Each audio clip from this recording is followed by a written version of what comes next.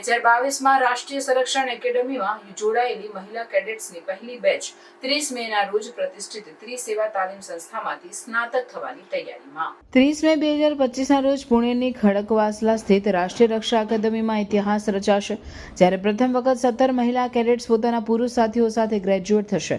આ 17 મહિલા કેડેટ્સ જેમાં ઈશિતા શર્મા, શ્રુતિ દક્ષ અને રિતુલ દુહનનો સમાવેશ થાય છે.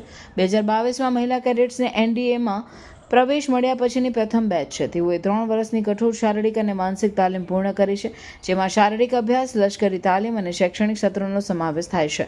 ઈશિતા શર્માને ડિવિઝન કેડેટ કેપ્ટન તરીકે નિમણૂક આપવામાં આવે છે, જ્યારે રિતુલ દુહન બટાલિયન કેડેટ કેપ્ટન બની છે. શ્રુતિ દક્ષ, જે નિવૃત્ત વિંગ કમાન્ડરની પુત્રી છે, અકાદમી સાથેની પોતાની ભાવનાત્મક જોડાણને દર્શાવે છે. આ તમામ મહિલા કેડેટ્સને એનડીએમાં પુરુષ કેડેટ સાથે સમાન તક અને નેતૃત્વ વિકાસનો અનુભવ કર્યો છે. એનડીએમાં મહિલા કેડેટ્સને પુરુષ કેડેટ સાથે સમાન સુવિધાઓ અને તાલીમ આપવામાં આવે છે. મહિલાઓ માટે વૈશ્વિક ધોરણો અનુસાર શારીરિક તાલીમ આપવામાં આવે છે અને તાલીમ પદ્ધતિઓમાં લિંગ આધારિત ભેદભાવ ન હતો.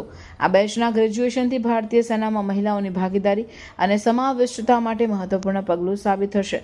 આ પ્રથમ મહિલા કેડેટ્સની સફળતા અન્ય યુવતીઓ માટે પ્રેરણાદાયક છે, જે લશ્કરી ક્ષેત્રમાં કારકિર્દી બનાવવા ઈચ્છે છે. તેઓએ તેમની યાત્રાને વ્યક્તિગત પરિવર્તન અને નેતૃત્વ વિકાસ તરીકે વર્ણવ્યું છે.